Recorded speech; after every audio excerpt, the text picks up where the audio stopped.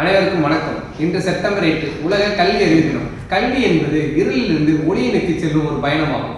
கல்வியின் நோக்கத்தை அனைவரும் உணர 1966ஆம் ஆண்டு யுனெஸ்கோவால் உலக சர்வதேச கல்வியறிவு தினம் கொண்டாடப்படுகிறது. சர்வதேச கல்வியறிவு தினத்தையொட்டி இந்நாளின் நோக்கமானது உலக மக்கள் அனைவருக்கும் கல்வியறிவின் எடுத்துரைப்பு மற்றும் கல்வியின் முக்கியத்துவத்தை வலியுறுத்துவதாகும். ஒரு நல்ல கல்வி ஒருவரின் வாழ்க்கையை மாற்றி அமைக்கும் ஒரு பயணமாக இருக்கும். ஆகையால் நம் அனைவரும் கல்வியின் முக்கியத்துவம் மற்றும் கல்வியை எடுத்துரைக்க வேண்டும்.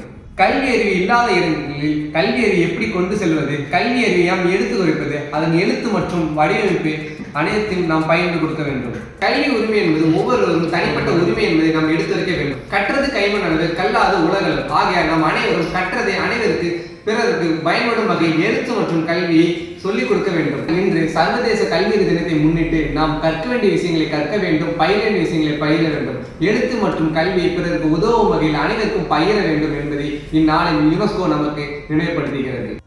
கல்வியின் முக்கியத்துவத்தை முன்னிட்டு வள்ளுவர் சொல்லும் கூற்றானது கற்க கசட கற்பவை கற்ற பின் நிற்க அதற்கு தக.